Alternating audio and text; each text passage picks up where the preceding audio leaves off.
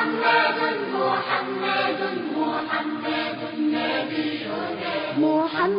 نبينا وأمه آمنة. محمد نبينا. السلام علیکم، الحمدللہ والصلاة والسلام علی رسول اللہ۔ مجلس نجاشی میں عیسیٰ علیہ السلام کا تذکرہ۔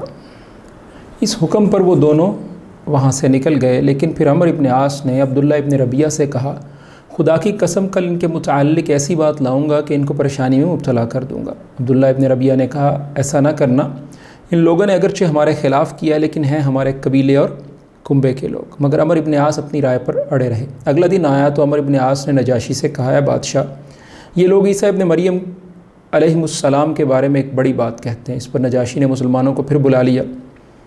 وہ پوچھنا چاہتا تھا کہ عیسیٰ علیہ السلام کے بارے میں مسلمان کیا کہتے ہیں۔ اس دفعہ مسلمانوں کو گھبراہٹ ہوئی، لیکن انہوں نے طے کیا کہ سچ ہی بولیں گے، نتیجہ کچھ بھی ہو۔ چنانچہ جب مسلمان نجاشی کے دربار میں حاضر ہوئے اور اس نے سوال کیا تو جعفر رضی اللہ عنہ نے فرمایا، ہم عیسیٰ علیہ السلام کے بارے میں وہی کہتے ہیں جو ہمارے نبی صلی اللہ علیہ وسلم لے کر آئے، یعنی عیسیٰ علیہ السلام اللہ کے بندے، اس کے رسول، اس کی روح اور اس کا وہ کلمہ ہے جسے اللہ تعالیٰ نے کنواری پاک دامن مریم علیہ السلام کی طرف القاء کیا۔ اس کی وضاحت یہ ہے کہ وہ اللہ تعالیٰ کی طرف سے ڈالی گئی روح اور اللہ کا ایک کلمہ ہی، اللہ تعالیٰ کی بات اور اللہ کا حکم سے پیدا ہونے والے، اللہ تعالیٰ کے حکم سے پیدا ہونے والے بندے ہیں، اور وہ اللہ کے بیٹے نہیں ہیں، جبکہ عیسائیوں کا یہ عقیدہ ہے کہ وہ اللہ کے بیٹے ہیں۔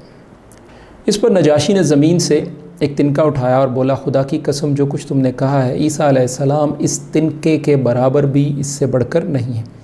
اس پر بطریقوں نے ہوں کی آواز لگائی۔ نجاشی نے کہا، اگرچہ تم لوگ ہوں کہو۔ اس کے بعد نجاشی نے مسلمانوں سے کہا، جاؤ تم لوگ میرے ملک میں امن و امان سے رہو، جو تمہیں گالی دے گا اس پر تاوان لگایا جائے گا۔ مجھے گوارا نہیں ہے کہ میں تم میں سے کسی آدمی کو ستاؤں اور اس کے بدلے مجھے سونے کا پہاڑ مل جائے۔ یہاں ایک فائدے کی بات بیان کرتے چلیں کہ سچائی مسلمان کی خصوصیت ہونی چاہیے۔ اللہ رب العالمین قرآن کریم میں ارشاد فرماتے ہیں، یا ایھا الذین آمنوا اتقوا اللہ وقولوا قولا سدیدا یصلح لکم اعمالکم ویغفر لکم ذنوبکم۔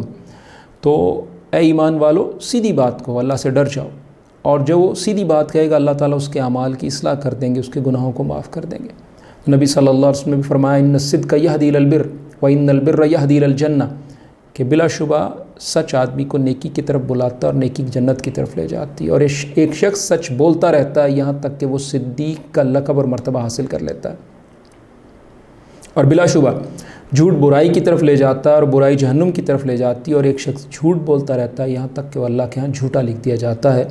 صحیح بخاری 6094 6094۔ تو مسلمانوں نے اللہ کے رسول صلی اللہ علیہ وسلم کی حدیث اور اللہ کے رسول صلی اللہ علیہ وسلم کے حکم اور اسلام کے حکم پر عمل کرتے ہوئے سچائی کو اختیار کیا۔ اللہ رب العالمین نے ان کے لیے معاملات آسان فرما دیے۔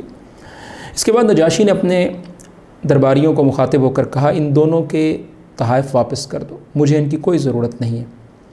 خدا کی قسم، اللہ تعالیٰ نے جب میرا ملک مجھے واپس کیا تھا تو مجھ سے کوئی رشوت نہیں لی کہ میں اس کی راہ میں رشوت لوں۔ نیز اللہ نے میرے بارے میں لوگوں کی بات قبول نہیں کی، میں اللہ کے بارے میں لوگوں کی بات کیسے مان لوں؟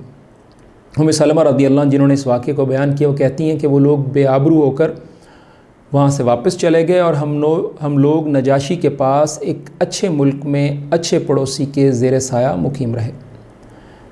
اسی واقعے کے حوالے سے جو کہ حبشہ کی ہجرت ہے، اس کے حوالے سے دو احادیث بھی ہیں، وہ ہم ذکر کرتے ہیں۔ برید نے ابو بردہ سے اور انہوں نے ابو موسیٰ عاشری رضی اللہ عنہ سے روایت کی ہے کہ ہمیں رسول اللہ صلی اللہ علیہ وسلم کے مکہ سے نکلنے کی خبر ملی تو ہم یمن میں تھے، ہم بھی ہجرت کرتے ہوئے نکل پڑے۔ میرے دو بھائی جن سے میں چھوٹا تھا، ایک ابو بردہ اور دوسرا ابو رحم، اور میری قوم میں 50 سے کچھ اوپر لوگ، 53 یا 52۔ ہم کشتی میں سوار ہوئے، ہماری کشتی نے ہمیں حبشہ میں نجاشی کے ہاں جا پھینکا۔ اس کے بعد ہم جعفر ابن ابی طالب رضی اللہ عنہ اور ان کے ساتھیوں کے ساتھ اکٹھے ہوئے۔ جعفر نے کہا، رسول اللہ صلی اللہ علیہ وسلم نے ہمیں یہاں بھیجا اور ہمیں یہاں ٹھہرنے کا حکم دیا، تو آپ لوگ بھی ہمارے ساتھ ٹھہریے۔ ہم ان کے ساتھ ٹھہر گئے، اکٹھے واپس آئے تو ہم رسول اللہ صلی اللہ علیہ وسلم کو عین اس وقت ملے جب آپ نے خیبر فتح کر لیا، تو آپ نے ہمارا بھی حصہ نکالا اور ہمیں بھی اس مال میں سے عطا فرمایا۔ آپ نے کسی شخص کو بھی جو خیبر کی فتح میں موجود نہیں تھا حصہ نہیں دیا، سوائے ان لوگوں کے جو آپ کے ساتھ فتح میں شریک تھے، مگر آپ نے جعفر رضی اللہ عنہ اور ان کے ساتھیوں کے ہمراہ ہماری کشتی والوں کا حصہ نکالا۔ تو انہی میں سے کچھ لوگ ہمیں یعنی کشتی والوں کو کہتے تھے کہ ہم نے ہجرت میں تم سے سبقت حاصل کر لی۔ تو ہوا ایسے کہ جعفر رضی اللہ عنہ کی بیوی اسما بنت امیث رضی اللہ عنہ وہ ان لوگوں میں سے تھیں جو ہمارے ساتھ آئے۔ وہ ملنے کے لیے ام المومنین حفصہ رضی اللہ عنہ کے پاس گئی۔ وہ بھی نجاشی کی طرف ہجرت کرنے والوں کے ساتھ ہجرت کر کے گئی تھی۔ عمر رضی اللہ عنہ ام المومنین حفصہ رضی اللہ عنہ کے والد تھے، ان کے پاس آئے اور سیدہ اسما بنت امیث وہاں موجود تھی۔ پوچھا کون ہے؟ کہا اسما بنت امیث ہے۔ کہا جو حبش کے ملک گئی تھیں اور اب سمندر کا سفر کر کے آئی ہیں؟ اسما نے کہا جی ہاں۔ عمر رضی اللہ عنہ نے کہا ہم ہجرت میں تم سے سبقت لے گئے، لہٰذا رسول اللہ صلی اللہ علیہ وسلم پر تم سے زیادہ ہمارا حق ہے۔ یہ سن کر اسما کو غصہ آیا اور انہوں نے کہا اے عمر، اللہ کی قسم ہرگز نہیں، تم نے غلط کہا۔ تم تو رسول اللہ صلی اللہ علیہ وسلم کے پاس موجود تھے، تم میں سے لوگ بھوکوں کو کھانا کھلاتے تھے اور تمہارے جاہل کو نصیحت کرتے تھے، اور ہم ایک دور دراز علاقے میں زمین حبشہ میں موجود تھے جہاں دشمن بھی موجود تھا، اور ہماری یہ سب تکالیف اللہ اور اس کے رسول کی راہ میں تھیں۔ اللہ کی قسم مجھ پر اس وقت تک کھانا پینا حرام ہے جب تک میں رسول اللہ صلی اللہ علیہ وسلم سے تمہاری بات کا ذکر نہ کر لوں۔ ہمیں تکلیف دی جاتی تھی اور ہمیں ہر وقت خوف رہتا تھا۔ ان قریب میں نبی کریم صلی اللہ علیہ وسلم سے پوچھوں گی اور میں نہ جھوٹ بولوں گی، نہ اس میں کچھ اضافہ کروں گی، نہ زیادہ کہوں گی۔ جب نبی کریم صلی اللہ علیہ وسلم تشریف لائے تو اسما رضی اللہ عنہ نے عرض کی اے اللہ کے رسول، عمر رضی اللہ عنہ نے اس طرح کہا ہے۔ تو رسول اللہ صلی اللہ علیہ وسلم نے فرمایا تم سے زیادہ کسی کا حق نہیں ہے، کیونکہ عمر اور ان کے ساتھیوں کی ایک ہجرت ہے اور تم کشتی والوں کی دو ہجرتیں ہیں، ایک مکہ سے حبش کو اور دوسرا حبشہ سے مدینہ کو۔ سیدہ اسما کہتی ہیں کہ میں نے سیدنا ابو موسیٰ اور کشتی والوں کو دیکھا کہ وہ گروہ در گروہ میرے پاس آتے ہیں اور اس حدیث کو سنتے ہیں، اور دنیا میں کوئی چیز ان کو رسول اللہ صلی اللہ علیہ وسلم کے اس فرمان سے زیادہ خوشی کی نہیں تھی، اتنی بڑی تھی جتنی یہ حدیث تھی۔ ابو بردہ رضی اللہ عنہ نے کہا کہ سیدہ اسما رضی اللہ عنہ نے کہا کہ میں نے ابو موسیٰ رضی اللہ عنہ کو دیکھا کہ وہ مجھ سے اس حدیث کو خوشی کے لیے بار بار سننا چاہتے تھے۔